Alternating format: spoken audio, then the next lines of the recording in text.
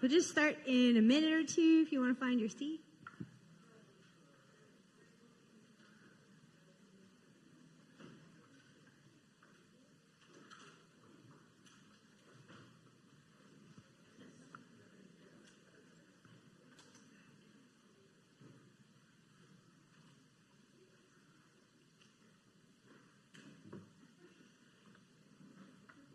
Hi, everybody. Thank you for coming. I'm Fazila Jiwa. Can you hear me? Yes? Well, I'm an editor at Fernwood Publishing. Welcome to the first event of the Abolitionist Intimacies Symposium. This is a roundtable called Love and Freedom on Policing and Prison Justice. And it's called that because when we published Elle's book in 2022, called Abolitionist Intimacies, she kept saying that really this is a fancy words for saying love and freedom. So we just wanted to be clear that that's what we're talking about here today. So thank you. So thank you for joining us on live stream and in Chibuktuk, especially to those who traveled by plane, boat, and train miles and miles to get here, just to be here in Mi'kma'ki, the home of the Mi'kmaq people. Someone told me a few days ago that it was the 275th anniversary of European contact on this land. So while Canada may be 157 years old on Monday, Mi'kma'ki is over 13,000 years old. More than 13,000 years old. So let's celebrate that brilliant history and the resilient, complex cultures of the Ilnu and this place. Thanks for hosting us, Halifax Central Library, and letting us use this beautiful space. The bathrooms are just up the stairs and to the right. Thank you to our sponsors for enabling this symposium to happen with their material support and their funding. Fernwood Publishing, Northpine Foundation, the Canadian Union of Public Employees Nova Scotia, Wellness Within, Coverdale Justice Society, Wonderneath Art Society, Canadian Centre for Policy Alternatives Nova Scotia, Service Employees International Union Local 2, Elizabeth Fry Society of Mainland Nova Scotia, Between the Lines Publishing, and Harbinger Media Network. And please visit the book tables if you haven't to support our amazing bookseller friends, the Seed and Spark Book Co-op, and buy some Fernwood books as well. And you may be able to get an autograph or two. So we have a few authors in the room. And I also wanted to appreciate DJ Transition for providing those excellent vibes. DJ Transition, a.k.a. Kayla Borden, has been fighting a case of racial profiling against the Halifax police, and you can contribute to their GoFundMe page that's linked on their profile on this program on the Fernwood website. So tonight we're going to have a roundtable conversation among many powerful thinkers and doers, closing off at around 8:30 with some poetry. Elle's going to introduce the speakers, but it's my pleasure to introduce Elle Jones, our moderator for the roundtable tonight and author of Abolitionist Intimacies. Elle does so many things. She's a dedicated abolitionist activist, creative writer, talented spoken word poet, a professor and a researcher and an animal lover and an athlete. Her work in the prison justice movement over the last decade, over a decade, has been so integrous that every single person that I approached to do anything for this symposium, from childcare to money to giving some words, giving a presentation, every single one of them was like, yes, how can I give my energy to this? How can I make this happen? So that kind of community support, and it's beautiful to see and to build, and we're going to continue to do it this weekend. So thank you for being here.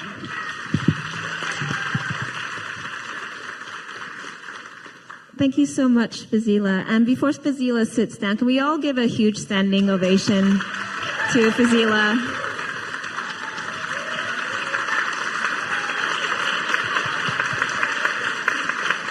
So, Fazila is like the wander editor from the time doing my book where I like pretended to have been reading the edits and didn't actually.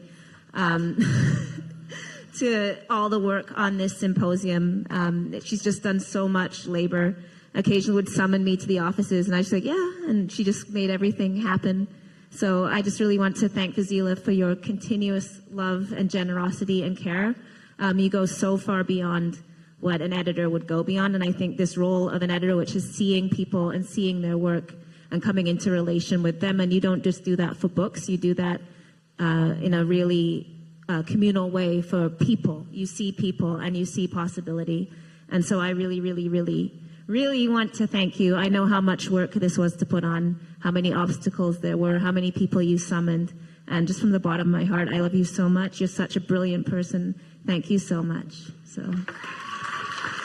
And thank you also to Fernwood at the books. I'm doing my thank yous now because I always forget them at the end and then I sound like a rude bitch. So I'm going to make sure that I get them done now. So also to all the Fernwood and Seed and Spark. Thank you. I was going to call you Seed and Soil and I thought that sounded racist. So we have amazing booksellers, so please do go over. Many of the people on the panel have books. There's also a number of books on issues we'll be discussing. So please support your local independent publishers and booksellers by buying books. So that's over there. And I'm going to pre-thank Domini, who's going to do poems at the end, and also her beautiful family, who is also just such a model of family love and care and supporting such a brilliant young person. So it's really beautiful to see you all tonight. And grandmother is here too. And thank you to Kayla as well for coming out and giving us those vibes and music, and your beautiful family as well, your grandmother and mother here. So thank you, everyone. Okay, that's it for me talking. I'm going to try and just move through questions because we want to have time for the panel to speak. But I'm going to introduce very quickly everybody, and then we'll come back. So beside me is Sara Tessier, another person without whom this event would not be happening. If there's something happening for prison justice in this city, Sara has probably funded it, created it, supported it in some way. She's the impact director for Northpine Foundation, a formerly incarcerated person, and just such, I mean, the amount that just Sara has done for so many of us, just, again, seeing something that needs to be done and just doing it and putting money where the mouth is for so many people. It's a beautiful thing. So Sara, if something is in this community that is worthwhile, it's probably because of Sara. So that is Sara for you. Beside Sara is Ashley Avery. Ashley is the executive director of Coverdale, which provides court support, housing services, and general community services for criminalized and incarcerated women, trans, and non-binary people. Also my grad student. So I know, can't complete her thesis because she's so busy working in community, but is finishing.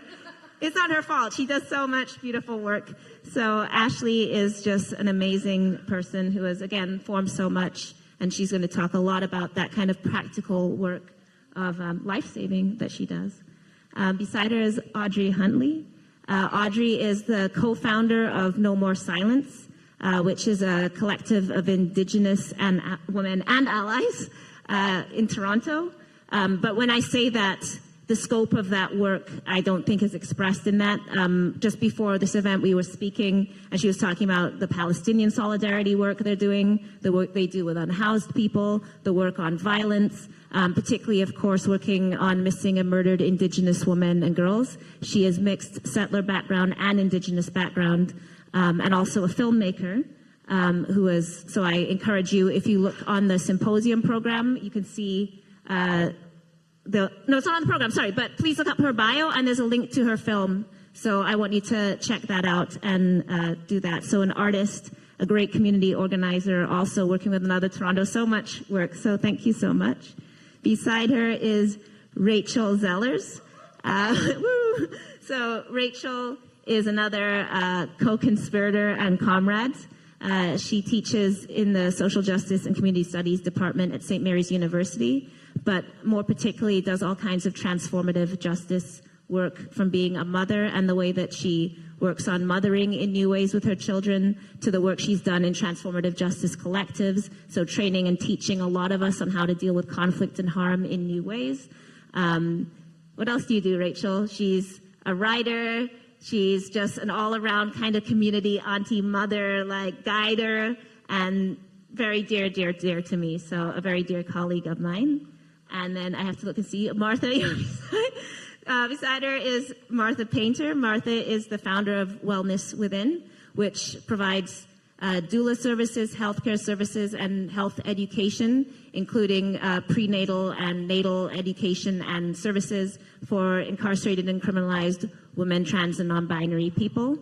She's a professor in nursing at, are you? Is it? Okay. University of New Brunswick.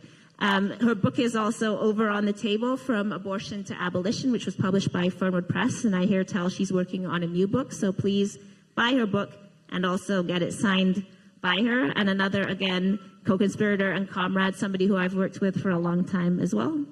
And then beside Martha is Fadi Ennab, joining us from Winnipeg, actually.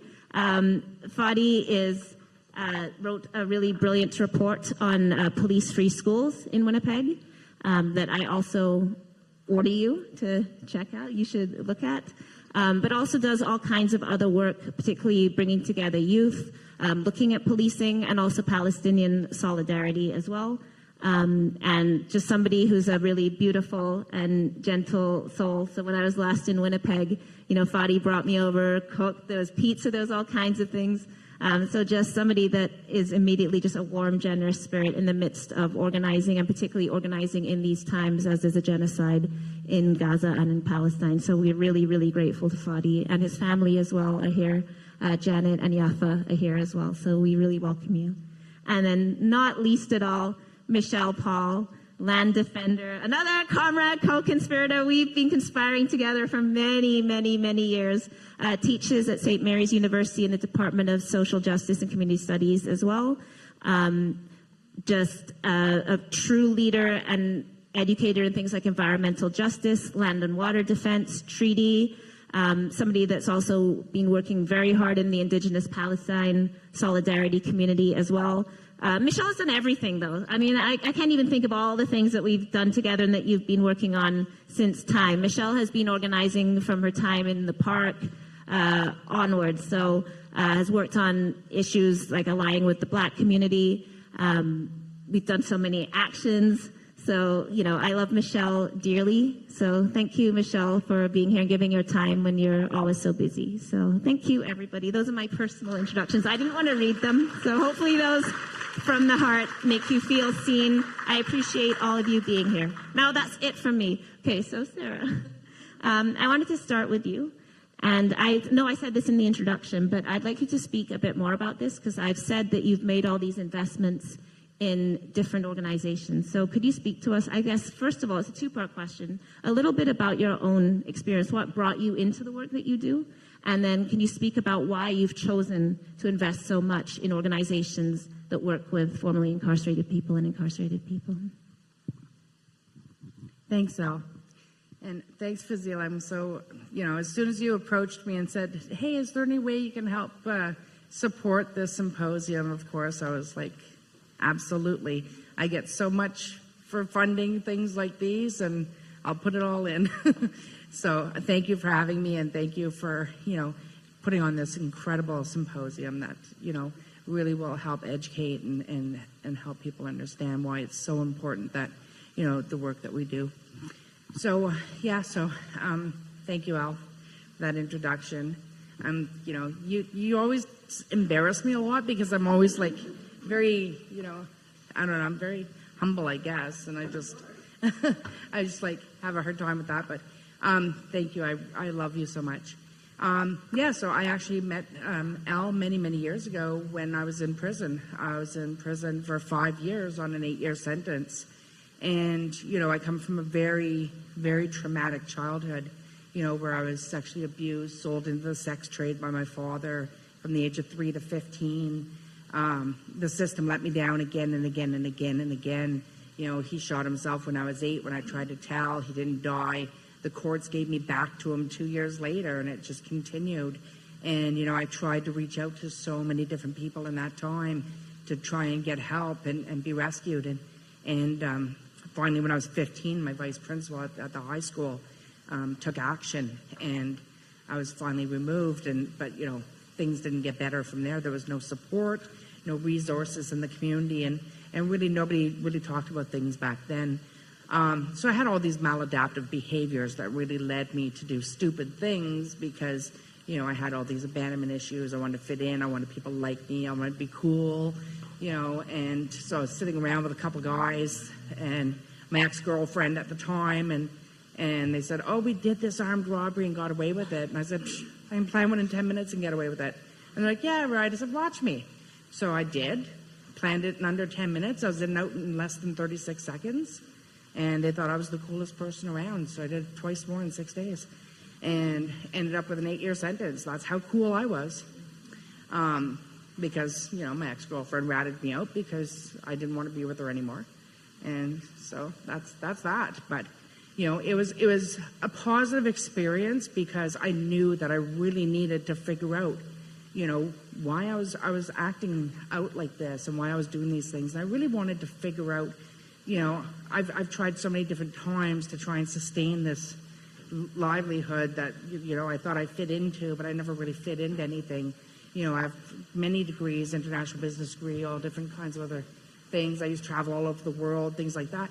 So it's not like I'm not educated. It's not like, it's not like people think that people that go to prison are these horrible people and, stuff like that. And that's not the case, It was just I didn't have the skills and the tools that I needed to try and sustain the kind of livelihood I wanted to have because I had all these maladaptive behaviors, these defense and survival things that I was stuck in, and one of those was, I was always hurt, and so my big defense was, well, I got to be tough, I got to be strong, and I got to hurt people before they hurt me because, I can't let people hurt me anymore. So I went to prison, and I was very fortunate to meet Elle very early on. She was coming in and doing some written, poetry stuff, and I suck at poetry, and I thought, that's perfect, So I'd go and we'd talk about different things, talk about, the injustices that were happening, inside the prison, outside the prison, talk about life, talk about things, and she treated me like a human, and that's what got her kicked out, is treating me like a human. She gave me a hug one day and asked me how my day was and how things were, and we were talking, and so then they told her, oh, you can't come back here no more, you can't humanize these people. So, yeah. And then, of course, Martha came in, and I was actually on my way to the city. I think I was doing something with Senator Kim Pate or something at the university. So I couldn't stay for the full presentation, but I met Martha, and we hit it off, and we connected, and now I'm on the board for Wellness Within, and I do everything I can with Wellness Within, and every single little thing. I've got like 20,000 things on my plate, most of it because of Martha Paynter, because she says, Sara, do you want to be a part of this? I'm like, of course, you're asking. Same as Ashley. I met her when I came out. She interviewed for something she was doing, not her thesis though, but something else, and interviewed me and hit it off. So I was released January 9th of 2020, and just in time for the pandemic, and started working with Ashley for the JEC project, John Howard, Elizabeth Fry, and Coverdale Justice Society, to decarcerate the jails during the pandemic. And then she said, well, I'm not letting you go. You have to stay with Coverdale for the rest of your life. And I said, okay. And then a couple years later, I got this great opportunity with the Northpine Foundation, a brand new foundation. So John and Kathy Phillips, they were angel investors for about 22 years, just giving money to what they were passionate about. And then they invested early on in Shopify, and they became worth $7 billion. And they said, we need to focus on the most marginalized sectors that nobody wants to touch. And they hired me as the impact director. I've been there, August 9th will be 3 years, so that's how new we are. And thank you. So I interviewed, went through the 2-month process, and God, it was hard. And then And then my CEO told me months later, he says, you know, when they were doing your criminal record check, I said, you better find something on her. And whoever hears that. But, so of course, now I'm on this different platform and I said to Ashley, I promised I'd never leave you, but this, and she said, I'd hate you if you didn't take it. I think it was hit you or hate you, or hate and hit you. Well, I don't know. Anyways, she said, no, I'd be pissed if you didn't take this opportunity. And of course, knowing the incredible work done by Coverdale and all she does for women and gender diverse individuals, coming out of the jails and prisons and in the community, and just the fact that she's such an incredible person that does so much beyond what anybody could ever expect. I said, I have to invest in Coverdale before anything else, and that was my first investment. And so I invested in Caitlin's place, and now I actually just gave her our third investment. So we have Caitlin's place, we have Honor House, and now we're going to have a Coverdale Justice Institute that I just invested in. So it's the third investment with Coverdale.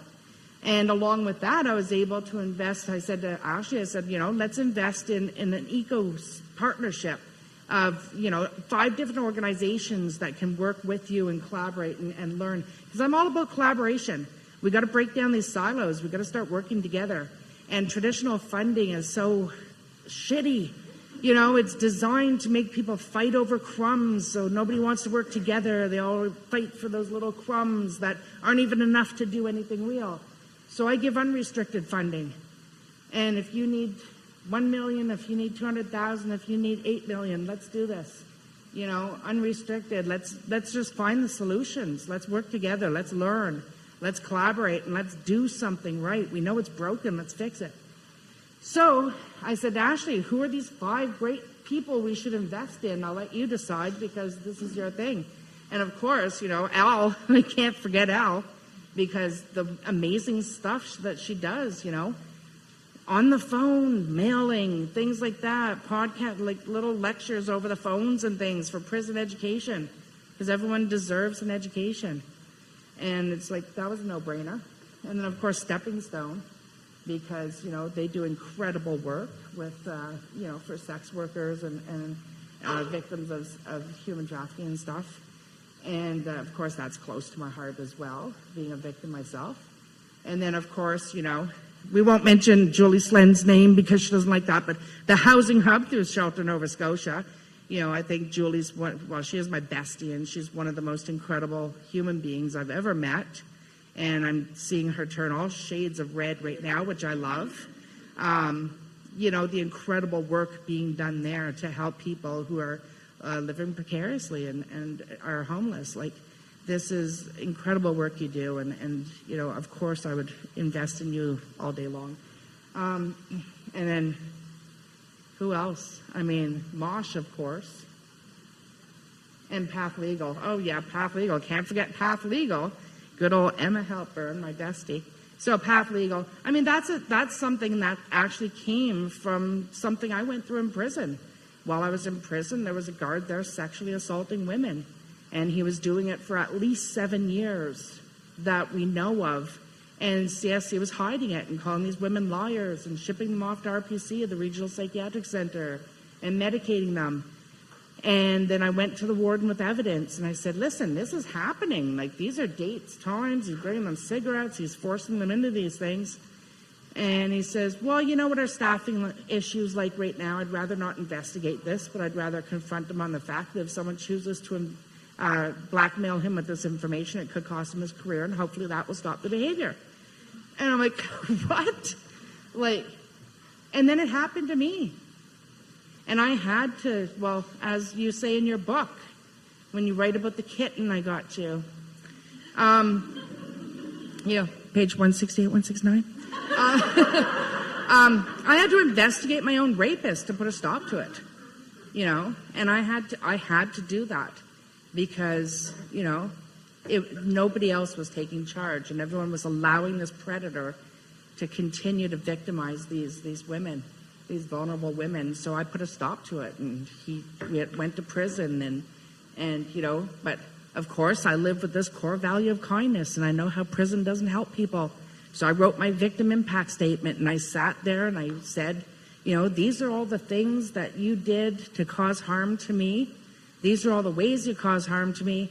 And now my heart hurts for you because you're going to prison, and you're going to a place where you're not going to get the help that you need to be a better you, to stop causing harm to others. And that hurts my heart. And I wish you all the best, and I forgive you, and I hope you can learn to forgive yourself so you can start that healing path. And then I applied to have the publication ban lifted so I could freely tell my story about how Brian Wilson victimized me and so many other women. And in doing so, I was told by the Crown that he called Spring Hill and he said, Brian, do you want to come to the hearing? You'll give you a day out of prison, you can get a meal, blah, blah, blah. And he said, I'll miss program if I come. And I'm really thinking, I think it's really helping. And after what Sara said, her kind words, I'm really trying hard to change. Kindness goes a long way, folks. And I think, despite this person causing so much harm, my kindness can help him to change. Just like everyone's kindness can help anybody that they see change. Give them hope. Give them something to fight for. If I didn't have the kind people around me that I do, I wouldn't be where I am today. I owe everything to these people here, to the people that supported me and stood by me and believed in me, because I didn't believe in myself.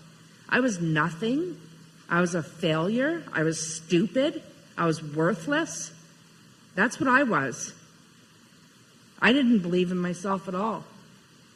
And I just said this the other night because I won the Tommy Gordon National Freedom Award the other night. First time I won anything in my life. And I was out in BC the other night getting that in Abbotsford. And I thought, of course, don't show my crying face. It's horrible. I was bawling. I've never won anything in my life because I was nothing. I was stupid. I was worthless. I was a failure. I was nothing. And these people are saying, I'm something. I got that for my outstanding contribution to the community I serve. And I thought, wow, there's so many people that I surround myself that I think do way more than me. And I'm getting this award, and I just bawled. It was really sickening to see, because ugly cry face. It's horrible. Don't look at the pictures. But, despite all of that, there's only one group of people that I'm accountable to through all my work. And that's the people I serve, those people coming out of prison, those people sitting in prison. I can invest in people like Ashley. I can invest in people like Elle and Julie. But at the end of the day, they don't matter. I don't matter. The people that matter and the people that deserve the awards and deserve all the praise are the people that are fighting to build themselves back up. Those are the people that deserve the awards and the praise, and that's who I'm accountable to. And I just make sure that, and I got about 30 investments across Canada so far. I'm a national portfolio, so I travel all over. So I do everything from the prison education, transitional housing, health services. I do everything that has to do with formerly incarcerated people, because we always have to keep in mind, society, keep in mind that irregardless, and whether you like it or not, the majority of people are going to be released from prison. Do we want them released with nothing so they have to fight and commit crimes to survive? Or do we want to provide them with resources and services in the community to help them thrive? These are going to be our neighbors. I'm your neighbor. Well, I bought a house in Liverpool, but but I'm your neighbor. These are going to be your neighbors. So do we want to support them, or do we want to make it harder for them? I find it funny how people can sit there and watch commercials with that Sarah McLachlan music play and then these animals in cages, and they're like, oh my God, open your pocketbooks. We got to give and save these animals. That's torture. That's inhumane. But if they see a fellow human sitting in a cage being abused and tortured, haul out your pitchfork and your torch and start chanting, bring back the death penalty. You know, we don't care about humans like we should. We need to get back to that. All humans. Because every life matters. Sorry, I blithered on. You told me 4 minutes. Was that 4 minutes? That was 4 minutes, right? It's fine, Sarah. Nobody was going to stop you from talking, and it was beautiful. Thank you. You said so much. You said a word there, so thank you. Ashley, Sarah actually talked a bit about Coverdale, and I wanted you to speak a bit, particularly about the challenges of building something new within the housing. So I know that you've taken an abolitionist approach to how you problem solve and solve conflict within the housing. So I hoped you could explain a little bit about what happens within this housing, but also how you've been changing a lot of the ways that social services divest from being carceral and look at new forms of engaging and being in relation with people. Thank you. And I couldn't begin talking about, or even speaking on this panel or talking about abolition without recognizing that everything I learned about abolition came from Elle, and I was very grateful and lucky to be her student when I was in school, and she kind of, planted many seeds within me, and then that allowed me to expand and learn from so many other of my teachers that are here in the room. Ardith Wyna, who I see over there with her beautiful baby, and Martha Paynter and Rachel Zellers and many others. So I just want to acknowledge that nothing that I have done over the last several years would have been done without being inspired and supported by these women. When the COVID pandemic hit, it presented an opportunity within our community here in Nova Scotia to do something a little bit different. And in my thesis, what I write about is that there was something similar to what Sara Ahmed calls the feminist snap, where moments of transformation are allowed. There's sort of a clear path to create transformation. And I was very fortunate to have, to be the executive director of an organization and to be able to influence what that organization was doing. And so, I really kind of ran with that and began working and collaborating with other organizations to figure out how we could successfully decarcerate the jail in Nova Scotia. And we were incredibly successful. We, are on the record, I think, as the most people decarcerated from a provincial jail in Canada, certainly during COVID-19.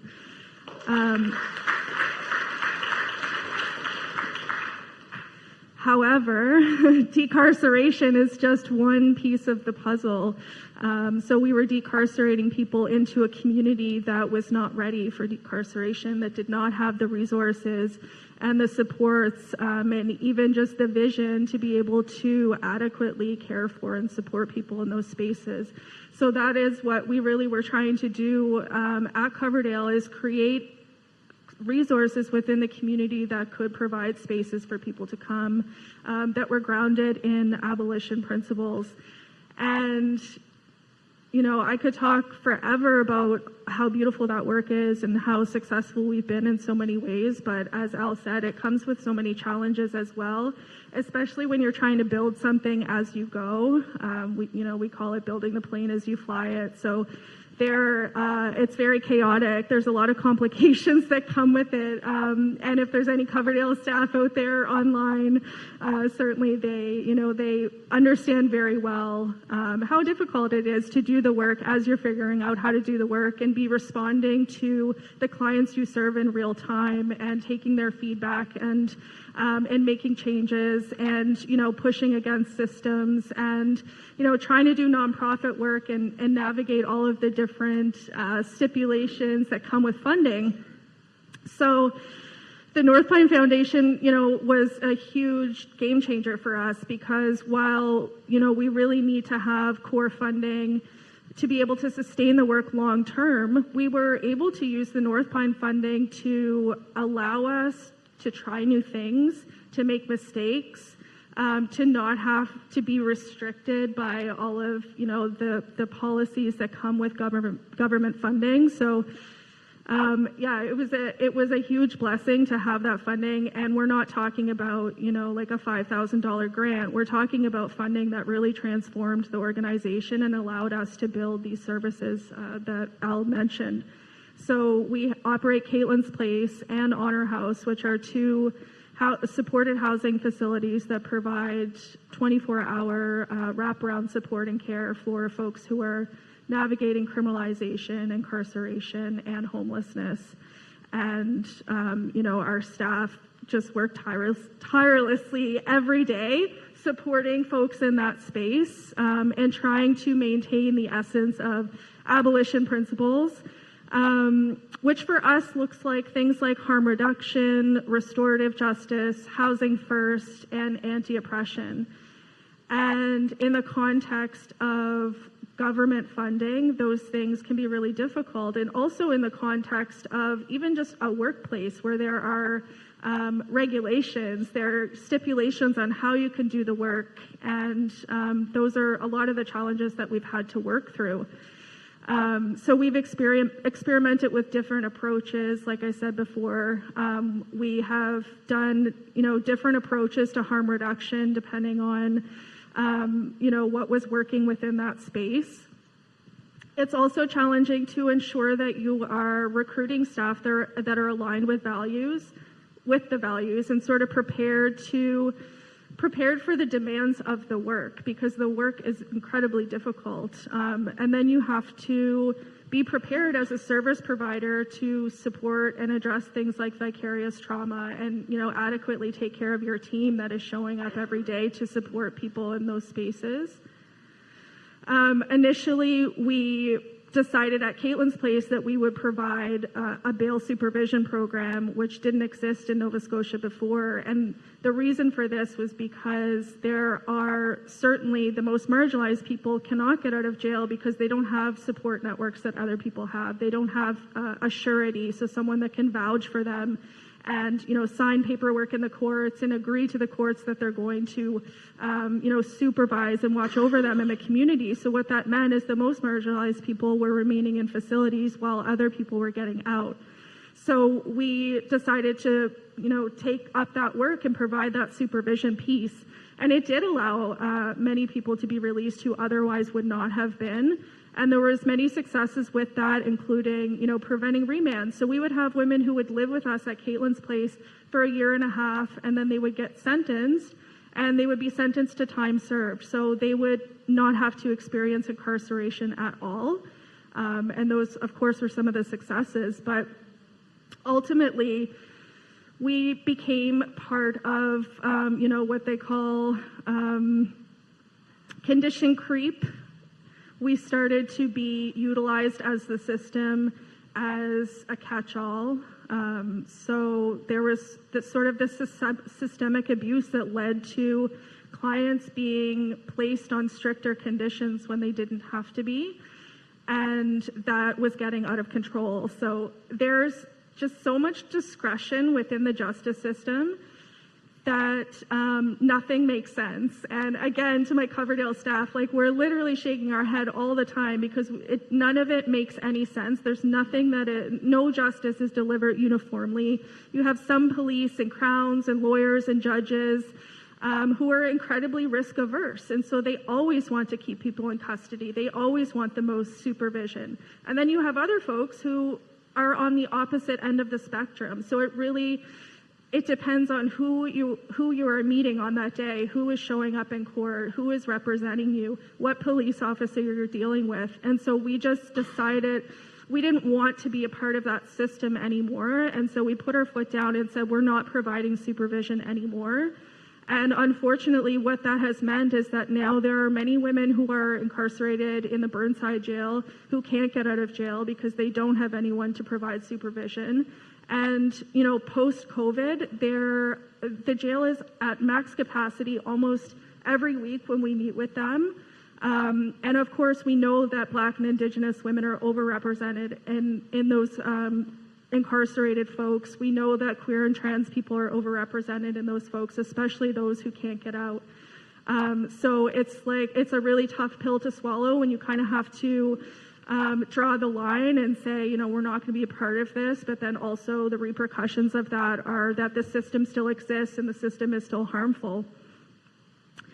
And I guess to add to that, there has been, despite, at least since I've been doing this work in the last 5 years, so much advocacy and research and input from the community around bail programs, and specifically the need for community-based bail programs that are, providing alternatives to incarceration, that are providing the right supports, that are addressing homelessness, that are addressing substance use, that are addressing systemic racism, that are addressing all the things that lead to incarceration in the first place.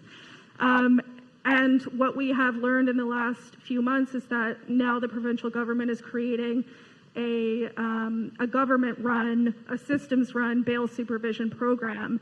And when we went to hear what that was going to look like, the first thing we learned is that, one, probation officers are going to be delivering that program, which means that, of course, they're trying to keep probation officers employed, because what does the system want to do? Keep itself in business. Secondly, they are investing $300,000 in electronic monitoring, which is ankle bracelets, which we know harms people, which we know is not helpful. And so they are, of course, ignoring all of the research around electronic monitoring, especially when it comes to women and gender diverse folks, people who are Indigenous, people who are Black.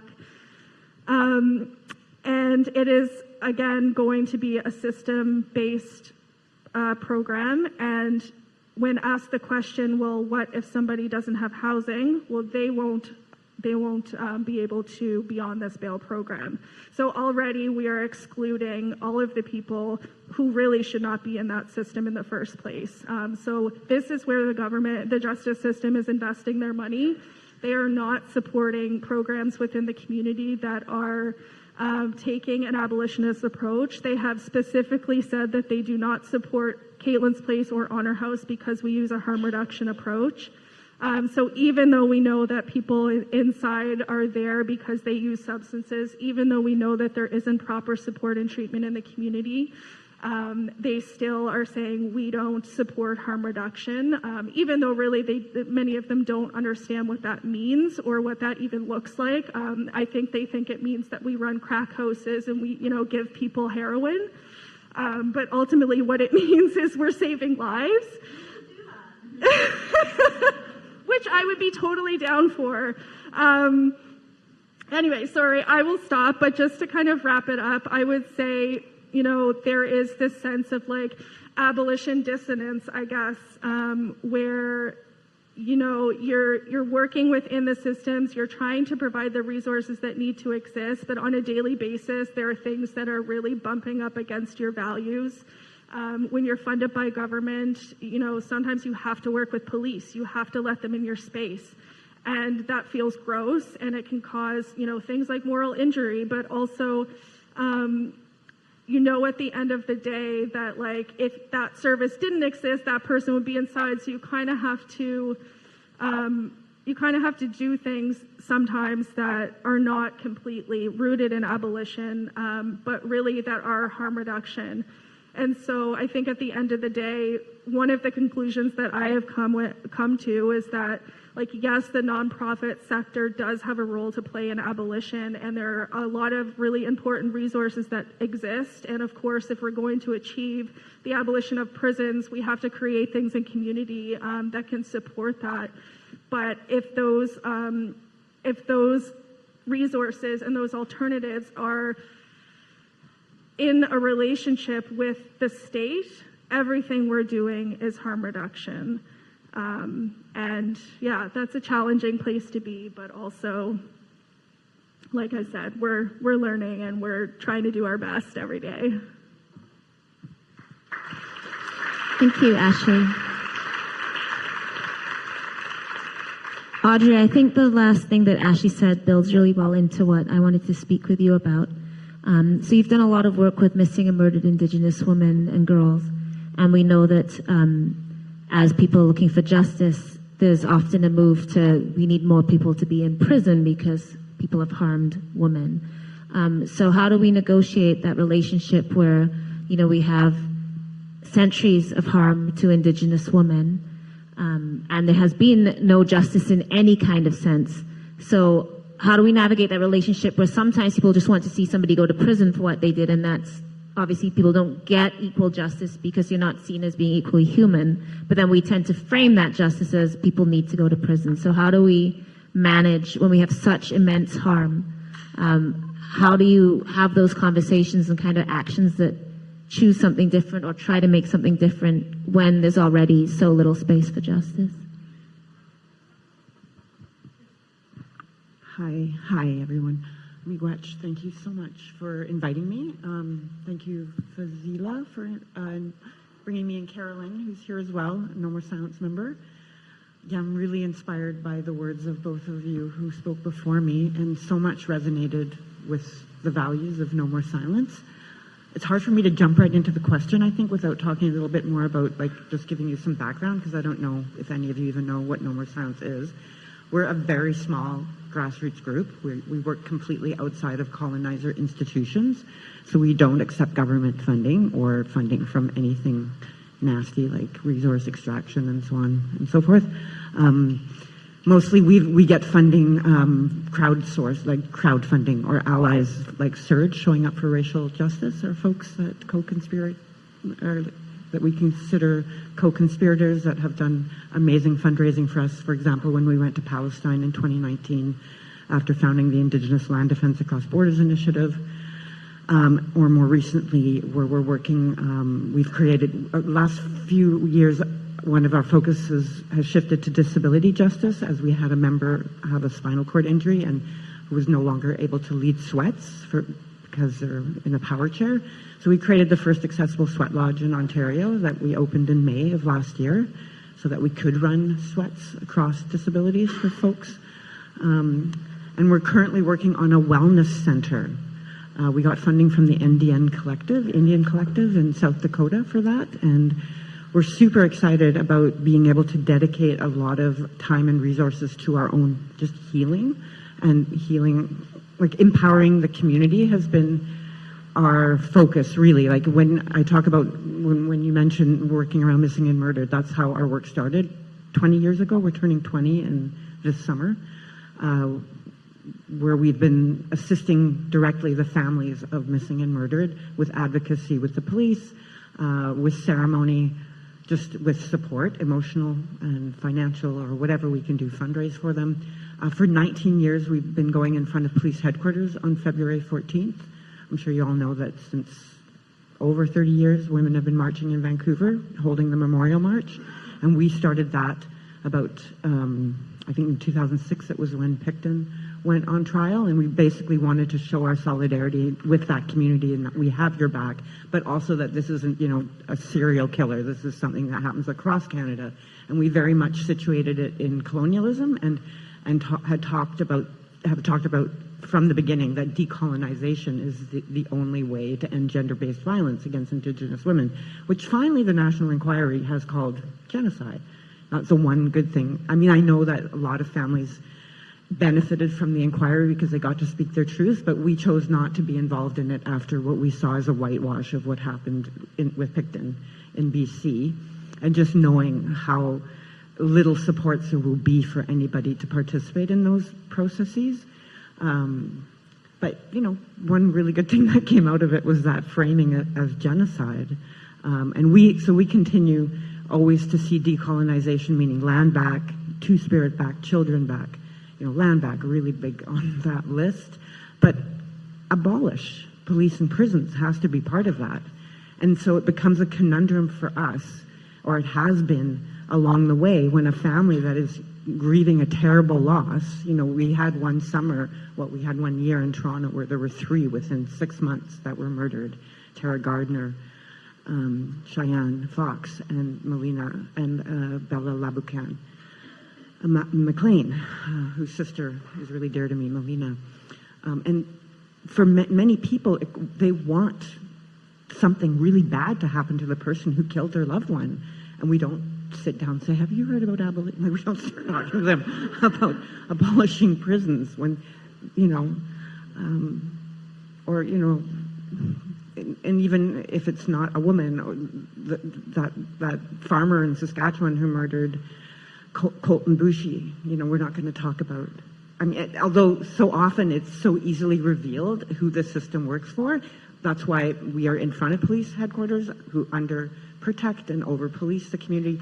Even my day job now at Aboriginal Legal Services, where I'm a victim rights paralegal, we don't talk about over-incarceration anymore. We talk about mass incarceration, because it's actually mass incarceration of Black and Indigenous people in this country.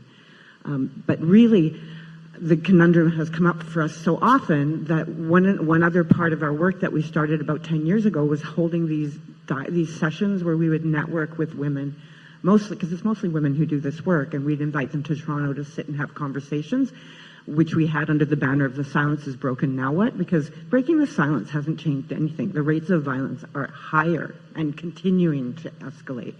So, not that we thought, okay, if we break the silence, everything's going to change. But around 2020, I think it was around 2014, actually, that would be, it was around the time when the young woman was murdered here in Nova Scotia.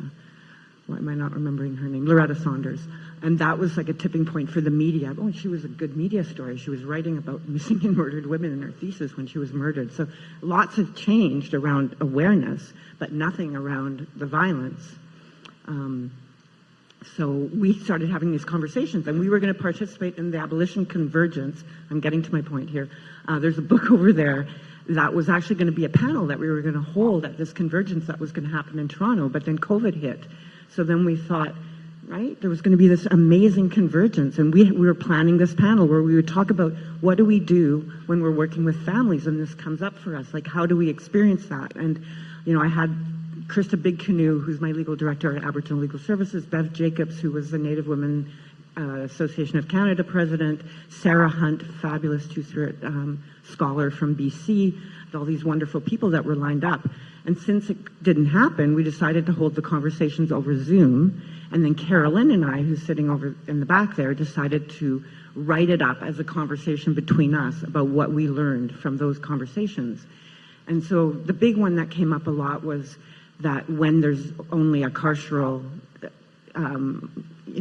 outcome, is that there's no restitution. And so traditionally, and we wanted to talk about it as decolonizing as what would have happened traditionally, even though this kind of thing didn't happen that much traditionally, but we know it did, right?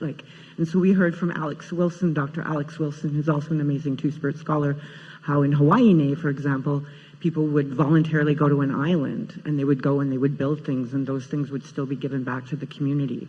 Or Terry Montour, who's also in the book, and who's actually it's on her property, our healing lodge. She talked about, if someone takes a life, then that person is responsible for that family's food and a share of the hunt, because that family has lost someone who is, perhaps a provider. So this element of restitution is really important, which means that the community has to be in a place to do that. So that's why it's so important to build up community. And everyone always talked about, Bev Jacobs talked a lot about how it was never seen as an act between two individuals, but it's you've got to look at what brought the perpetrator to that act of harm. What was going on in their life? Were they maybe in residential school, or were they, who knows, were they adopted out? What was going on? And then their family also has to stand behind them and be part of creating the restitution, but never just seeing it without the context of the whole society. And I really almost cried when you talked about thank you so much for your ability. I'm just so moved that you're able to be as kind as you are to the person who harmed you. That's exactly the hardest thing that was for me to hear was Bev talking about how we have to be kind. And I have a hard time talking to Melina when she talks about losing her sister Bella. And I don't know how to tell her to be kind. If they ever find those people, they won't find them because they didn't fucking even investigate. They didn't even detain any of the 6 people who were in the condo when she was pushed to her from the 30th floor to her death, right? But that's not one of the 7 sacred teachings, but it is one of the fundamental values of Indigenous societies is kindness. So I 100% am striving towards that, and thank you so much for raising that. The other thing is harm reduction. That's very much needed in our community, and there's so few Indigenous agencies that practice it. Like Aboriginal Legal Services, I think, is the only funded agency in Toronto that has a harm reduction approach.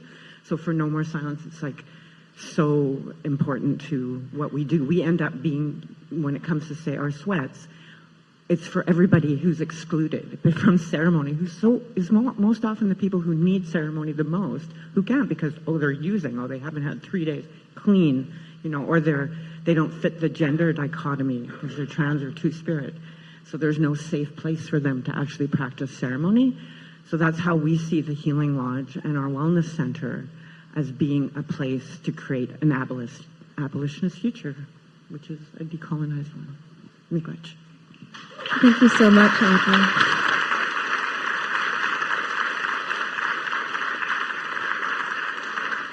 And Rachel, I wanted to build on that a bit because this is also a challenge in our abolitionist spaces. So when we don't want to rely on calling police or security and we don't want to rely on the state, but we haven't yet built the things we need to build to keep people safe. So a dynamic that I think we experience in a lot of these spaces, we end up with abusive people or harmful people, and we're not organized in a way that we're able to get them out or protect people. So I wondered if you could talk in your work about transformative justice, but how we sort of manage that. Like if we're not going to call the police, how do we protect ourselves, particularly in spaces where we're reluctant to do so, but we see abuse happening and have not organized ourselves to minimize it or remove it? Yeah, so I have a bit of feedback. Ask that last question one more time. How do we organize ourselves? Just, yes, basically, how do we, what are our solutions? How do we, through working through transformative justice, how do we keep ourselves safe when we're not willing to call the police or the state, but we also don't have the tools right now to prevent harm? Yeah, I really appreciate that question. And I have just learned so much. Sarah, I'm thinking about those words of kindness, what it takes to literally build a body that can express kindness back to those who have harmed you. And Audrey, really sitting with your words as well, so thank you. I think I'm obsessed with conflict. And I, as we were sitting here, I was thinking, it's probably because I have these 3 teenagers by myself. And just tonight on the way here, as I was parking, my 2 almost 6-foot teenage girls started hitting each other in the car. And I was like, fuck. And so, literally as I was walking up to the door, I was like, I don't even want to see you right now. Can you just go home? Go away. And so my daughter, and I don't go there very often, but I could tell she was very remorseful because she approached me as I was talking to Ronnie, and she had this look on her face, and it was I really fucked up look. And she said, I think I'm just going to go home. And I was like, okay. And it'll be okay. But I think the obsession with conflict is because I made a decision many years ago when I was living and working in Montreal on my dissertation under just extremely difficult circumstances, single mothering, doing a PhD full-time, living off of this FRQSC grant that gave me $20,000 a year, picking up food boxes from Midnight Kitchen, trying to do work around my kitchen table, having deep conflict with a co-parent, that I made this decision that I didn't want to hurt my kids, who were crazy, as all little people are. If you have 3 children under, when I started my PhD, my youngest was 1.5 years.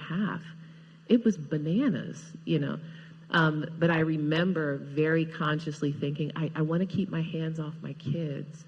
A friend of mine had told me once, all of my friends, strangely enough, from my college years, I have the same group of friends for 30 years. One of my closest friends told me once, as he was raising his teenager, Rachel, if my hands are the best that I have with my son, then that's nothing.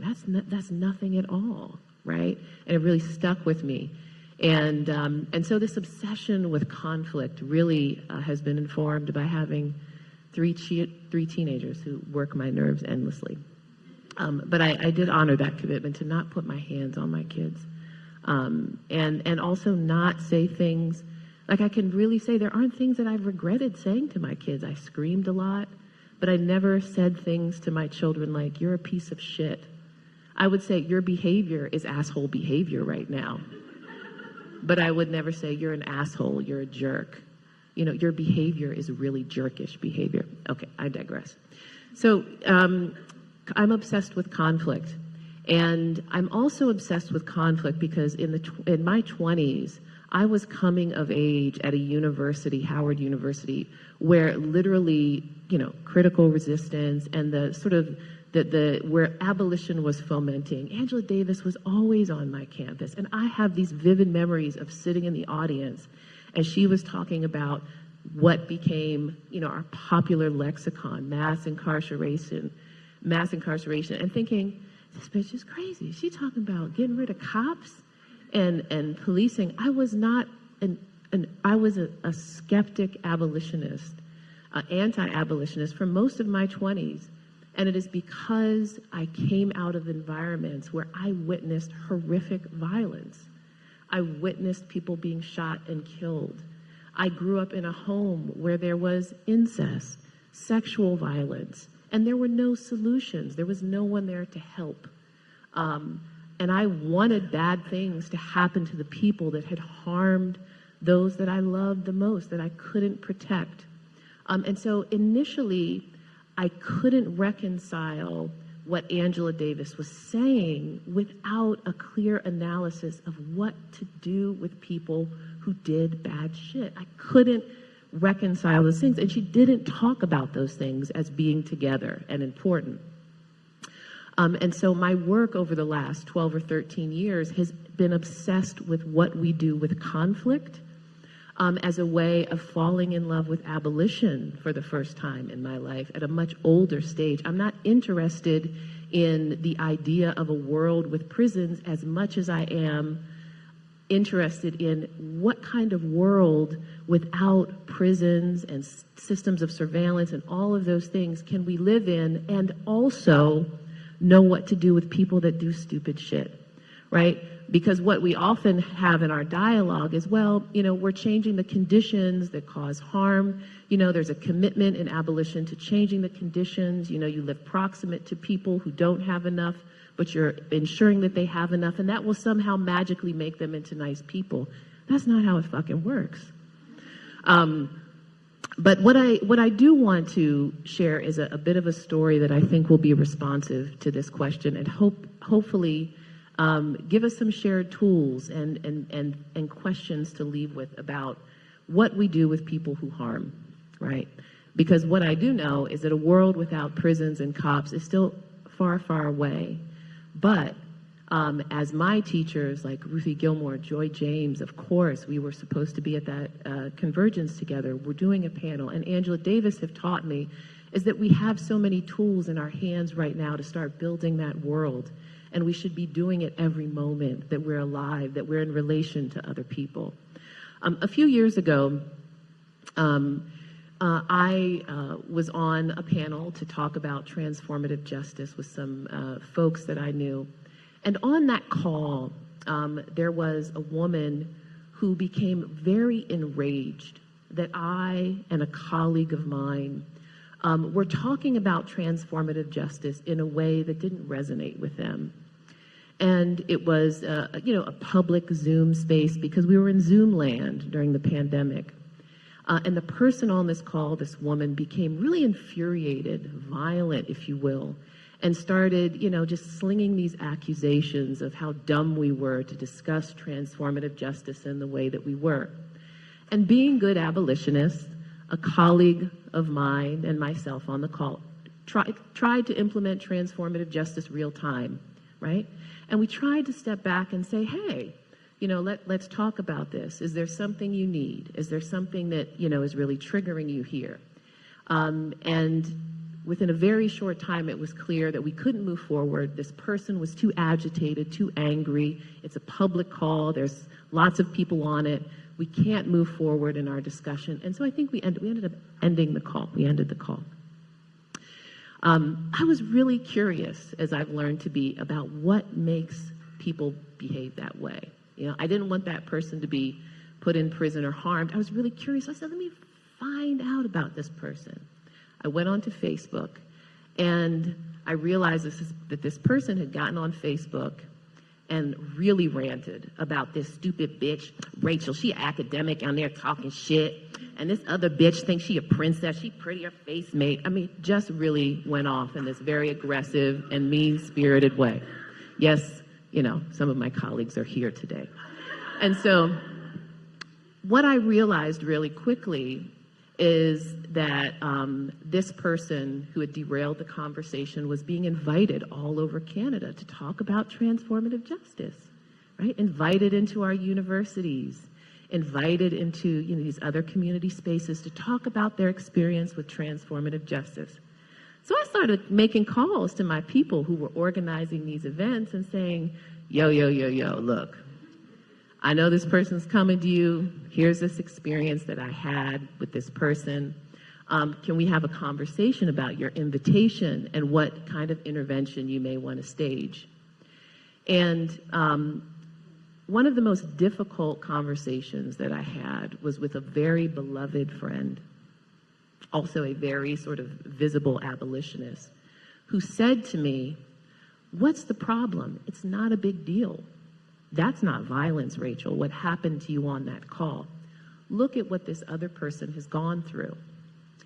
And what I realized in that conversation was really profound. The person who had derailed this call had some hard shit. I've had some hard shit too. What was really unique about the person who had derailed this call and was sort of being hot potatoed around to talk about transformative justice, but clearly didn't embody it, was that this person had come out of prison into a community in which they had a really robust support system, the kind of worlds that we want to create for people who've gone through some shit, come out of prison. She had a really beautiful food and you know, mental health support network. She had a really great job at the time. She had housing, beautiful home. She had a community of people who loved her and checked in on her regularly. And when my friend said to me, this is bullshit, it's not serious, let it go, my response to my friend was, look, this person who derailed our conversation has exactly the kind of care that you and I have been working to build for the last decade. They have that, right? And what you're telling me now is that the harm that they've done is irrelevant. And you know what? I don't want to be a part of any abolitionist world that you're making that doesn't know what to do with someone like that person. I'm sorry, I don't want to be a part of that world with you. And that's a mild example, bitch. There is like crazy violence, right? That's like the mildest form of violence. And so, you know, to respond to your question more directly, we have to be in this work starting at the roots, which is, where are we proximate to people that harm? Are we able to create boundaries with people that harm? As we were getting ready for this meeting, one of the things that Elle reminded me is that boundaries are not carceral. They are not carceral. Boundaries are the most loving things that we can do in relationships. In my house, I have 3 teenagers. We believe in self-pleasure. Let's just put it that way. We have really beautiful, robust boundaries about door knocking, what a locked door means. We have 3 different bathrooms. We know how to move around the house. My daughter today said something to me, you know, as we were preparing some food, I banged something on the table, and as like a neurodiverse kid, it really upset her, and she was like, that really upset me, don't do that anymore. And I was like, shit, I'm so sorry. Boundaries are really loving ways to come into relationship with one another. They are not carceral. Boundaries are a beautiful introduction to a new relationship. When I met Rania for the first time, who's sitting here, one of the first things I asked her is, who are you? What do you need? We don't know each other. We're going to be doing some work together. Tell me what your day schedule is like. How can we work together? How can I respect what I don't even know about you? But tell me, right? Boundaries are a really beautiful way to first come into relationship with one another. My teacher, Apprentice Hemphill, has this beautiful saying, boundaries are the perfect distance between which I can love myself and you simultaneously, right? After 15 years of not speaking to my father, the only way that I could come into relationship with my father was to say, yo, here's the shit I need from you. One of the things is getting your will and estate in order, because I'm not going to be left with a mess. But there were really clear things that I articulated, right? Boundaries are the distance between which I can love myself and you simultaneously. We need those things. And I will say this, the absence of boundaries, and I hope you will all take this home tonight, the absence of boundaries, the unwillingness to create healthy boundaries is evidence of our unresolved shame. It's the places that we haven't touched. Think of all the times that you've been nice, that you haven't wanted to say anything, right? Maybe it's been in an intimate or sexual context where you didn't want to speak up, right? You just haven't been able to articulate a boundary. And that inability costs something. And it costs things that sometimes take years or decades to unravel and try to resolve and soften, right? The absence of boundaries, the unwillingness to create healthy boundaries is evidence of our unresolved shame, the places we haven't dug into. So what do we do with people that are just jerks? Well, we try to be kind, as Sara mentioned, but there are some important case studies. One of the ones that I teach and always refer people to is the Malcolm London case. Google that, because it's Miriam Kaba's beautiful work of trying over years to work with someone in the Chicago community who had assaulted a woman, who had come into an intricate accountability process that was 1.5 years long, that had beautiful promises and commitments, and that was a failure. Not on the part of trying, but Malcolm was someone who kept harming, kept abusing, kept assaulting, right? What do we do with people who are given care and love, who we create boundaries with? No, I don't want you to come into this room. No, you're not welcome in this space, right? But the people keep showing up again and again and again. What do we do? Well, the answer is very, very difficult. But sometimes the best that we have are the systems that are left, right? Because we are not living in a world free of prisons and cops, but even more importantly, we haven't built the kind of relationality that all of you have so beautifully described yet, in the robust sense that teaches everyone in this room, for example, what to do in the moment someone who's not welcome here shows up, maybe busts in the room. A few years ago, I was doing a teach-in at the Abolitionist Book Fair. And I think about this sometimes. And there was a man waiting at the bus stop, and he heard me sort of talking about some very basic ideas about abolition. And he turned and he said, "This is shit. This is bullshit." And he became very aggressive and violent. And the most interesting thing was not the fact that, I leaned in and I said, "Why do you think it's bullshit? Tell me why you're feeling that." The most interesting thing in hindsight is that the whole circle of 20 people, male, female, and everyone else in between, really didn't fucking know what to do at that moment, right? It was me engaging this super aggressive man. It's not that I wasn't afraid. Well, I'm American, so I think people probably don't have guns, so that often allows me to behave in a way I never would in Florida, for example. But, that curiosity is my trained instinct. But I still think sometimes, wow, there were 20 people there.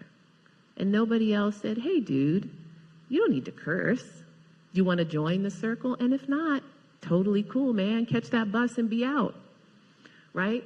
We haven't built the bodies to really respond in these emergent, everyday, ongoing situations of how to deal with the smallest violence. And God help us when we get to those moments where there's big, big, big violence, right? That's work that we just have to do. We have to commit to. And sometimes the best that we have are the systems that are here right now. And the systems may be in very extreme instances where people just don't quit, picking up the phone and calling for police support. We haven't yet built the world that we fully want to inhabit. Thank you so much. Thank you, Rachel. I've done no timekeeping, so I know that we're coming close to time. So what I'm going to say is if you want to buy books, feel free to quietly go and buy them as we're doing the panel so that if you want books, you will have them by the end of the night. So feel free to go over and purchase as people are speaking. Martha, so your work, you do work through abolition and reproductive justice as well. And I was hoping you could speak a bit about many people see solutions for things like parenting as, oh, well, they can have their babies in prison with them. Oh, well, they'll get parenting classes inside prison. Oh, there's these services for families in prison. So why is that not an abolitionist perspective? And what should we be doing differently to support parenting and reproductive justice through an abolitionist lens? I think it's pretty straightforward that when we're making investments in the prison system to, for instance, make the mother-child program bigger, more resourced, we are obviously dumping more and more funding into this system that we know doesn't work. And we're also, we really need to take a moment and think, how did we get to this place where we think the solution to the mass incarceration of parents is to put infants also behind bars?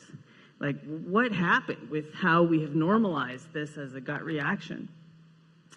But also, even if it wasn't problematic, philosophically, even if it wasn't problematic fiscally, what happens, so Wellness Within is a service now, 13 years of doing doula support for people who are experiencing incarceration, who are formerly incarcerated, criminalized in community.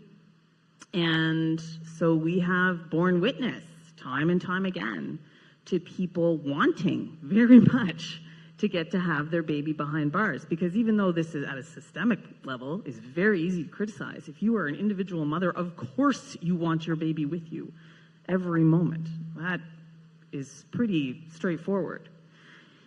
And what we see with this program is that you don't, it's this weird, you don't even get to qualify, right?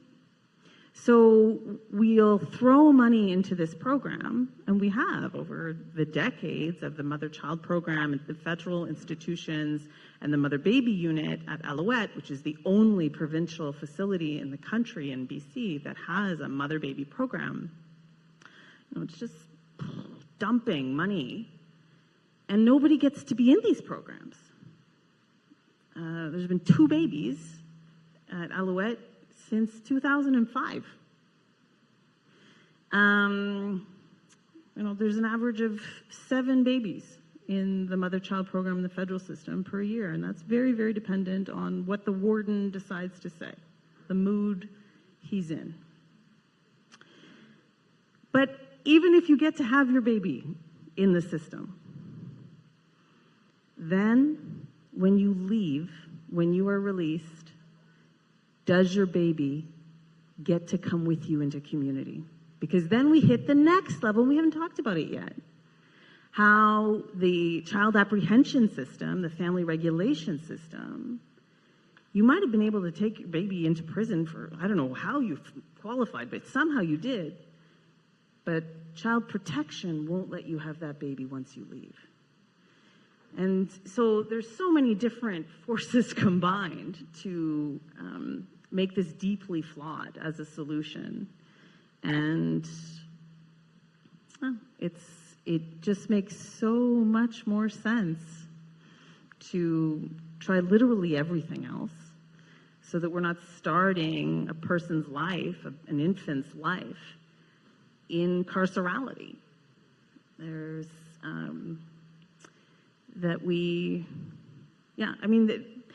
I came into this work from, you're obsessed with conflict. I'm obsessed with abortion, and I have been since I was like a kid in elementary school. And my work in abortion really started with just standing in front of abortion clinics and taking the heat when anti-abortion terrorists are trying to prevent people from getting in. And that's really all it is. You're just a tree trunk. You're a boundary. And the work of Wellness Within is a much more sophisticated tree trunk, but you're basically standing by, bearing witness, and being loving.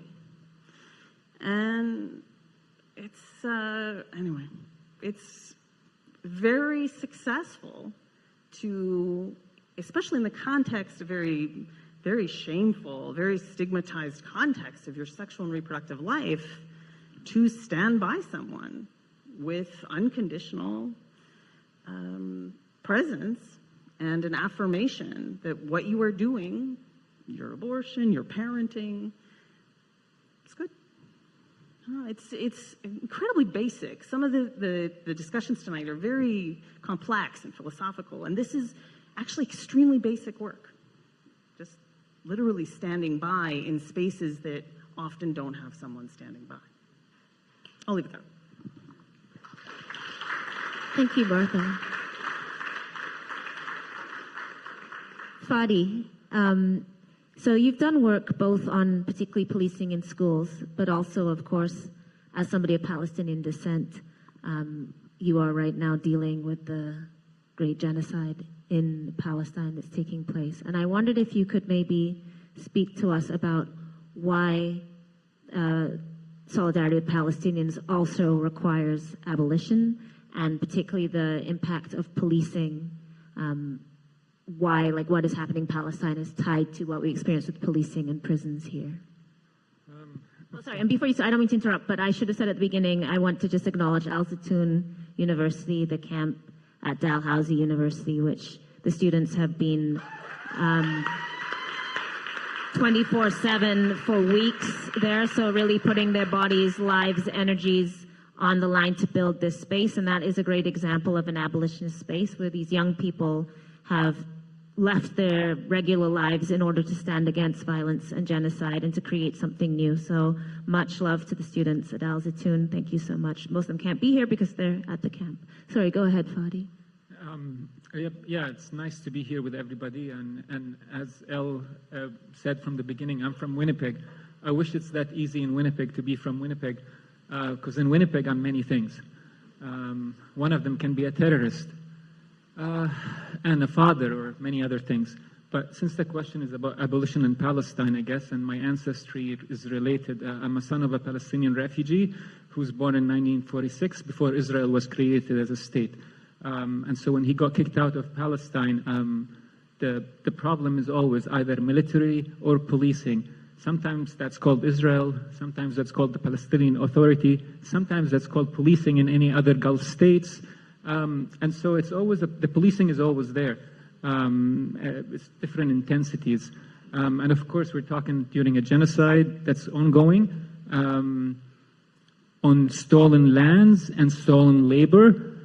And so if it doesn't make full sense why we should relate to those people over there, it's also because we can't relate with those people over here.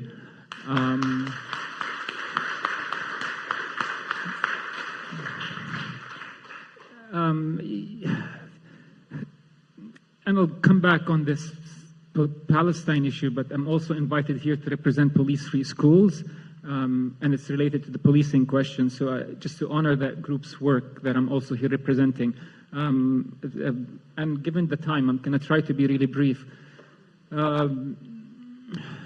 You've all heard about Black Lives Matter, the need to address policing issues. Around those time, a school division in Winnipeg, Manitoba, called the Louis Riel School Division, often advertises itself as a progressive vision of a school board, decided to hire me in 2001 to do this, to 2021, so a few years ago, to do to review the police program that they have, which they call the School Resource Officer Program.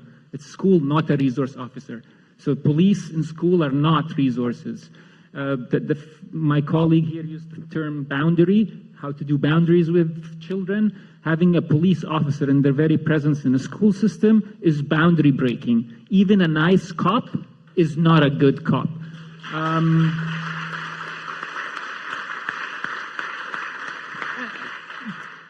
Some of you here are Black, some of you might be also Indigenous and others, and so you also relate to these issues, so I don't have to talk too much on why police is bad.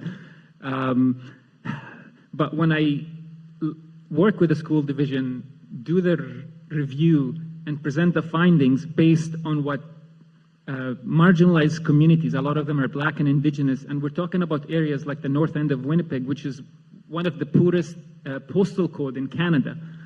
So some family might be struggling to make $10,000. A family, mama, baba, children, $10,000. And then I sit on a table with a school superintendent who makes $250,000 on his own, who doesn't understand why maybe a Black or Indigenous youth don't want police in the school system.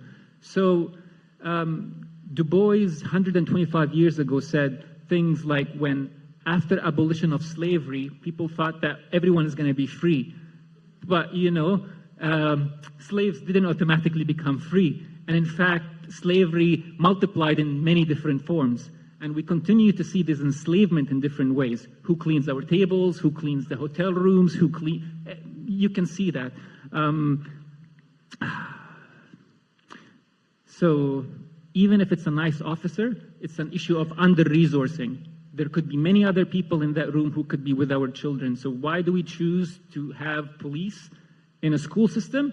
Du Bois called it taxation without representation. That's 125 years ago. And so the school board is mostly white, and these are the people who usually make decisions. Now some of you see it like, okay, Black faces in high places won't save us and things like that. So when you presented the stories of people, and this is what they don't want police, and school board might come back to you and start talking about Blackness as if they know what it fully means. And so when the school board comes back at you and start talking about race, they often ignore things like class, poverty, land, and they just focus on a color. And let's focus on a color. Police in schools racially target communities, so they disproportionately target those population. But these things, it. But there's things that a police can do, like protecting privilege in school. So even if you're a racialized parent and your kid is in trouble, and let's say you decided to involve the police would say, maybe you shouldn't go there. And so that was my work with the school division. I gave them the report, and then they sat on it for 2 years. And when they released it, it ended up being mostly redacted. Like, it looked like this versus a white paper with something written on it. And the redactions, I'm a researcher, the redactions often were things like that expressed freedom and love. It wasn't confidential information, officer number and name. I took those out to have my research published, but it wasn't. So that moved me into my next step, which was join Police Free School Winnipeg, which is a community of parents and advocates in Manitoba working around the same issue. And I worked with them to release another report, Safer Schools, the need to have, it's called Safer Schools Manitoba, similar message, but I was able to talk about things I couldn't until they released the report after with these significant redactions. So to summarize the story here with why police is bad, it's not just about targeting communities or under-resourcing, but protecting the privilege. And again, back to that good officer, because the school board uses this a lot. Oh, we sent you this good officer. And sure, the officer could be racialized, nice, but it becomes also that they're wasting resources. And even if resources is not an issue, the officer normalizes power, normalizes punishment. The kids in school, their first question is often about the weapons that the police have. It's natural to ask, why is the officer holding a weapon? An indigenous child will go back to his grandpa. Grandpa, why is the police holding a hunting gun in school? Those are the narrative that are recorded, and those are the narrative that got redacted. So things that we might be grappling with. The school board would throw at you things like EDI. And from my experience now, as much as I support inclusion and equity, EDI can also be a form of counterinsurgency. And so if families want to talk, they're going to throw EDI at you. What do you mean? Shouldn't we include colored people? Yes, we should include colored people. But if most of the table is white, maybe we need a new table. But to get the new table, you need to talk about the land and the labor. And so, nobody wants to talk about the land or the labor or class issues, which gets me back to Palestine. So some people say F the police, F Zionists. And yeah, I double down on those things. But sometimes to explain it to our kids, you need words. You need to also explain why these things matter. And so my challenge is, you remove the police officers from the school, and we got them out of the school. So in Winnipeg School Division and the Louis Riel School Division, we don't have police. But please, before you clap, I know it's a celebration, but it's also misery. It's really disappointing that after all this work that's been done, and people celebrated those moments, but right now what you're seeing is also how the systems are using those against us. And so now what we get is racialized community being hired to represent EDI. Even though the police as a program was kicked out of the school, the police can be invited anytime to those school divisions. So they continue to invite them. So why have a specific program in the first place? And so even in the school division that we got them out, the police comes back invited, and we have a black kid who got bitten in the face by a police dog. Why was the police dog invited? Because the principal invited them to come to the school. So those things continue to happen. Administration are often not with the parents, and often becomes the managers between the police and bureaucracy if they don't actually be the cop. Often an admin has the first and final call on calling the cops before the teacher. And so, when we say things like F the police and F Zionism, it's also about redistribution of the land, redistribution of relationships. And so I find myself often right now in this genocidal moment that you're not fighting just policing, but you're fighting Zionism. If you remove the police, you have policing people around you. If you don't talk about Israel, you have Zionist attitudes circulating around you. And so, it's like, Fadi, why are you an anti-Semitic? If some of you are thinking that, it's like, okay, well, let's talk about that. It's like, why can't you be against Zionism? Why can't we just have a free Palestine where Jews, Arabs, and Muslims can live? And so when I say Palestinian, I mean Palestinian, Arab, Christian, and Jews. Muslims, it's not necessarily as the Palestinian is just a Muslim. My family is Christian, not from a Muslim background. And I'm called Fadi after Jesus, which is a savior. And I'm not here to save anybody or myself or my family, even though I try. And I'm sorry, I should also be saved from my own family, because they do a lot of work to keep me here, whether to cook sometimes or just to be present here, because it's really hard work. And again, back to the theme of the session, love and freedom. So if we're thinking about boundaries and kindness, policing is the opposite of that. And I hope just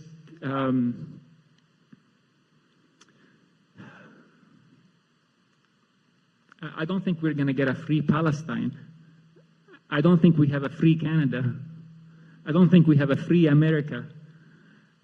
But it doesn't mean we don't fight. And I'm going to keep fighting.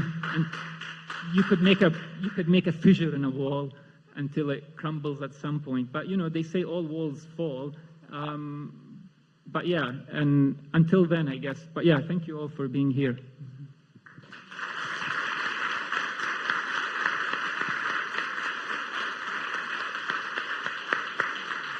Thank you so much, Fadi. And Michelle, I want you're him not... to answer my questions, please. Sorry? I said I'd like him to answer my questions, please. How do I follow that? I actually wanted you, I know, and I'm sorry, I'm going to try and squish you in time, but I don't mean to cut you off. So, but could you close by talking to us about the importance of land here on Mi'kma'ki and why land protection and water protection, treaty, indigenous sovereignty are at the heart of abolition work? But you can also talk about whatever you want, so go ahead. Can you repeat the question? So why land back, land sovereignty, water protection, land protection are so important to this work of justice? Why is protecting the land and acknowledging Mi'kmaq sovereignty at the heart of what we do? Can you hear me? Does that make sense? Yeah, I can hear you better now. There's a little bit of an echo. I don't even need the mic, but I'll use it. Because that's the right thing to do. Isn't that the answer? Everything that he spoke about, liberation of all nations, of all people, comes with a lot of hard work, a lot of resistance. Love and freedom it's a human right, isn't it? Isn't that what we all want at the end of the day? Just to be free and liberated. I don't want to go on and on about the treaties, but we are on unceded Mi'kma'ki, and the reason why we are here is because of those treaties signed as a coexistence, a relationship, a coexistence of each other. And it's really not panned out so well for Indigenous people, but really for all people when you think about it. I appreciate Fadi drawing the parallels and it's the same thing. It doesn't matter where you are. If you're there on those stolen lands or if you're here on stolen lands, Canada can't respond to the occupation in Palestine because we're under occupation, y'all. You ever hear of a reserve?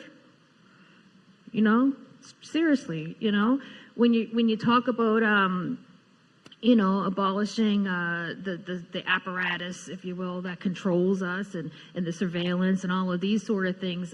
Excuse me, but that all comes with the state that came and invented, brought their invention laws from the other side of the ocean, displacing what laws existed here. Our ancestral laws still do exist. My hopefully soon co-collaborator there with her head down, she spoke about ceremonies and spoke about things that we have here and we do as Indigenous people. Where do you think that came from? It came from time immemorial. That's how we related to each other, and that's how we coexisted with each other as Indigenous nations.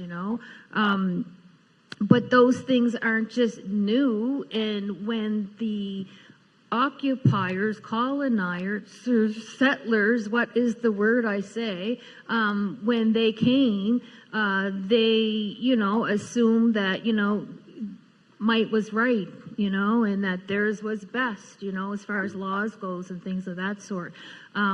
So really, land defense and land back and all of these issues is just simply the right thing to do. And at this point, let's face it, it is the thing to do, because what's happening in my brother's homeland, I just met a new brother tonight, what's happening there has already happened here, and we're in the late stages of colonization because we already are living on reservations, and those four corners of those reserves are all under the occupiers' laws called the, quote, Indian Act. We won't get into that. Right, Al? We won't go there, but that's a prison system in itself, okay?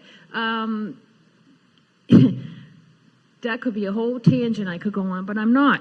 I'm just going to leave it hanging in the air, because those of you who are unfamiliar with the reality of the Indigenous folk here in Mi'kma'ki, we do have 13 bands or reservations, and they're quite small plots of lands when you think about it. And the resource extraction that occurs on all the other lands outside of those four corners of the reserves is what is propping up the economy. Let's be real. Resource extraction from minerals, from the logging, from the fish, from the X, Y, and Z elemental P, all of it is on unceded lands. We have a housing crisis. We all have a housing crisis. We all of us. But on indigenous communities, it's real. Why are indigenous people facing half of the things that we're facing? It's two words, land back, like you said. If we could all come together and realize there's enough, first of all, there's enough for all of us. Let's get that straight, because, there's all these corporations who are making mint on those said industries and resources and everything, and that's just straight up greed. Because there is better ways, to collaborate, collectively come together and share, because, again, go back to the treaties. That's what the treaties were intended for, this coexistence and this, relationship. We've yet to get to that point in history, as far as I'm concerned, in my opinion, in so-called Canada. Canada with a KKK, let's call that Canada. Whereby Indigenous people, for one, are really honored and really respected and really included in a way that really matters. Not just when I'm not even talking about reconciliation and all that agenda. I'm not even going to go to that. I'm just not that. I'm saying what Indigenous people have to offer as far as knowledge and my God, stewardship. Like we know how to care for the land. We know how to care for each other. In ways that apparently seem to be the solutions moving forward for a lot of things. You mentioned kindness. You mentioned all of these things. You can't have kindness without the integrity and the will to actually understand that, it's a thing. You should be kind and compassionate to people. Like, that's a real thing. Unfortunately, people don't operate like that first. I know I'm going all over the place with this, but it's just such a big question to ask me, Elle. Of course we need our land back, but let me ask you all, what does that look like for you? Is there any Indigenous people that can help me out here? Oh, okay, I'm not going to point you out. I made eye contact, but if you don't want to talk, you don't want to talk. Cool. Some people may, when you think of it's nice two words put together, land back, but what does it actually mean? I don't really think that if there's a fear that exists that it means forcing people to get in a boat and go back where you came from. I think I can alleviate that fear for you, because that's not part of it. I think what part of it is justice for the people who've endured colonialism the longest, justice for the people who have, lived in the margins of society and least amount of access to X, Y, and Z, everything you can think of. Justice for the people who have been forced to live on the shittiest pieces of lands agriculturally and whatnot. Like that's what land back means to me. It's justice for the people who've endured the longest and the hardest. And also it can't happen without the mindset of everybody else who may call themselves Canadian. If you do, that day is coming up, and I don't know if you choose to celebrate it, but if you do, I want you to think about what that means to be a Canadian. I'm saying it like that on purpose. I'm trying to emphasize the KKK because there's meaning behind that. Because colonialism runs deep, y'all, and if you don't actually know your history, then get comfortable, get uncomfortable to get comfortable knowing about it, because that's what you'll need to know, because we will be free. I need you to know that. I mean, Palestine will be free. And I mean, Mi'kmaq will be free too. I don't have a timeline for that. I'm sorry, I can't give you the date. I can't give you the date, but inshallah, in our lifetime, we will see that. And I say this with conviction. I'm a very spiritual person. Connection to my land here is spiritually through ceremonies. I don't just look at the moon. I talk to the moon and I pray with the moon. I'm very connected, And that last full moon, did you see that last full moon? Maybe I was flying here. Let me fill you in. That last full moon was full of hope. I don't know what it means, but if everybody here is listening to what I say tonight in all seriousness, we are on the cusp of a change. We are on the verge, on the edge of what we can envision together of what a future looks like. This is not me as a Hallmark card talking. This is a deep knowing from within. I can't explain it any other way. It's just a deep knowing that I have. We are on the verge of, dare I say, freedom. But I think it's freedom of the mindset. We're seeing a shift. To you all here tonight, being brave enough to come and listen and, be involved in all this. This is part of that as well. I see some younger people in the room too who may or may not go back to their peers and express what they heard tonight. Hopefully they understood a lot more from everybody that they can impart that, to their peers. But before I drop the mic, I just want to say it's love and freedom, but those two things can't come without courage. So I don't know how you drink your courage, if you drink it or how you breathe it in. I do it from the moon. The moon is where I draw my courage from. But your responsibility, everybody here and everybody out in the world, we have to be courageous because them ones in power, they're not. And they're not for us. They're for that apparatus, right? So we have to be courageous and brave, and small, simple acts of kindness is where you do that and how you do that. And one day we will have a freer Canada and an absolutely free Palestine, because I'm going with you. Thank you so much, Michelle. You may have noticed that we're at 9, but we actually the library has graciously offered to hold the space for a few, until 9:30. We want to be out by 9:30. I do encourage you to buy books, but we have one more beautiful piece. I think Domini was just getting ready backstage, but Domini is here to do poetry. But before we do that, I really want to thank the booksellers. So do go purchase books if you liked what you heard tonight.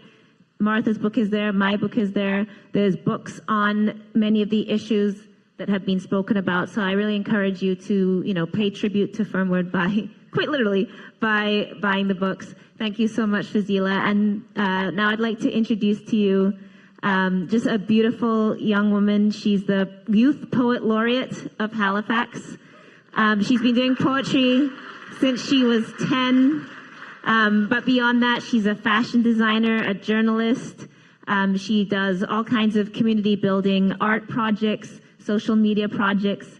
And I've known her since she was 10 years old. And she came and bravely stood up and did poetry at the Girls' Conference. And ever since then, I've been so blessed to see her journey and see her grow as an artist and a young woman and just a beautiful, beautiful soul. So please give a huge welcome to Damini Awoyiga.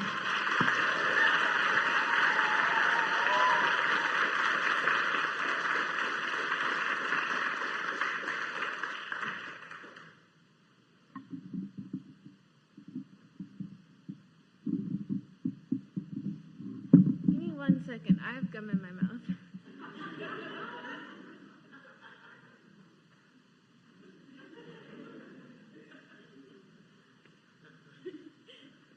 Thank you so much. Thank you so much for that intro, Elle. I really appreciate it. Yes, I have known Elle for a very long time, and I pretty much grew up with her. I grew up in my poetic journey with her. So I'm really glad to be here. Thanks to Elle and Fazila and all the people who have helped me get to this point. And also my parents too, and their support, always coming with me to events and attending with me. And also my friend who's also here to support me. And my grandmother too, who is here from Nigeria.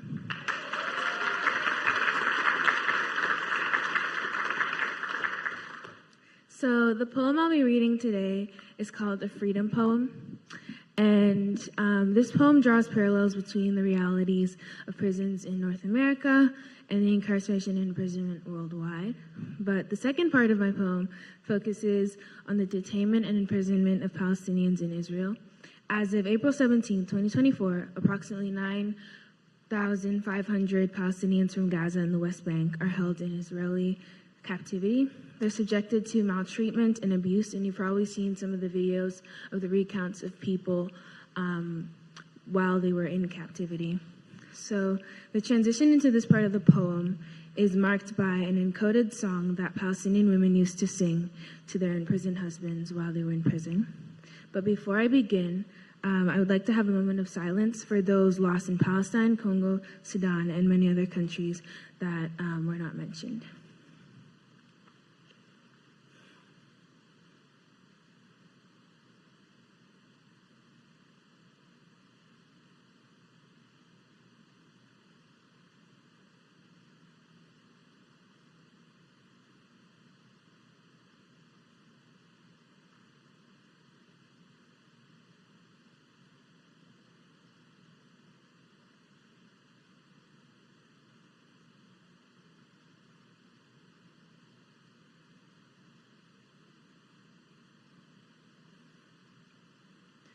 Someday we will look around and say, those trapped inside prison walls don't gotta stay. If I ruled the world, I'd free all my sons and daughters, black diamonds in pearls. Black diamonds, black diamonds. Someday we will look around and say, pillars of salt stand frozen in time, unable to move forward or back, forced to atone for sins, unguided and alone. Despite this, from the clinking of metal chains, voices rise. Mass incarceration, rows and rows of restless souls. Prisons are like slave ships on dry land, packed tight. Stand straight, move, move, stand close to the wall, stay in line, wall, line. We live in a world where prison systems are legalized forms of slavery, where black and brown bodies are seen as currency, unworthy of support and resources. Incarceration relieves society of its obligation to engage with societal problems. People try to stay alive how they can, and the shadow's generational trauma is mixed with neglect. Like how red paint mixed with blue then turns futures to sunken hues. Systematic inequities put us further from the starting line, pushing people to a point where they feel like they've got to cheat the system to get what they need. Things that should already be guaranteed. Affordable housing, stable jobs, food on the table, mental health supports, kindness. Pillars of salt stand frozen in time, unable to move forward or back. Forced to atone for sins, unguided and alone. Despite this, from the clinking of metal chains, voices arise. We need to dissect the frame of our society. We need to address the roots of our problems. Address what we view as propriety, what is safe, who is safe. Reassess those in blue with which we put our trust. Beneath weighted handcuffs and chains, the voices of those beyond the wall call, calling for abolition, with vows to unbound, vows to free, singing songs of freedom and home. Pillars of salt stand frozen in time, unable to move forward or back, forced to atone for sins, unguided and alone. Despite this, from the clinking of metal chains, voices rise. Someday we will look around and say, those trapped inside prison walls don't gotta stay. If I ruled the world, I'd free all my sons and daughters, black diamonds and pearls. Black diamonds, black diamonds. Someday we will look around and say,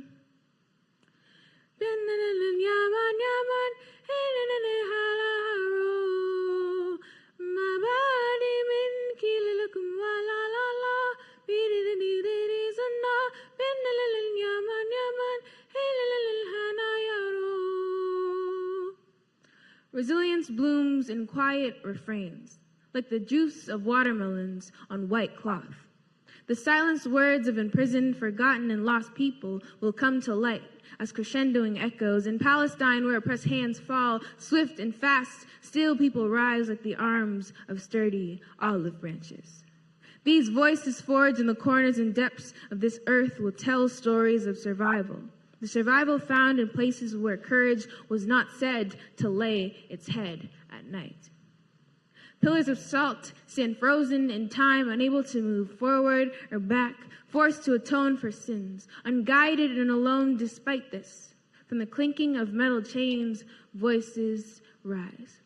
Someday we will look around and say, those trapped inside prison walls don't gotta stay. If I ruled the world, I'd free all my sons and daughters, black diamonds and pearls. Black diamonds, black diamonds. Someday we will look around and say, thank you.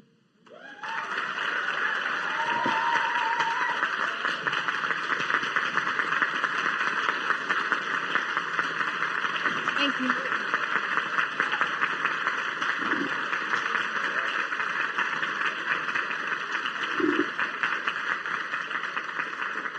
Thank you so much, everybody, for coming. We'll probably see some of you tomorrow at Wonderneath Art Studio, and that's a wrap for tonight. Thank you. Thank you so much to all the panelists. Thank you for your brilliant, generous, just mind-blowing contributions. Thank you, everybody. Thank you all for coming. Buy books.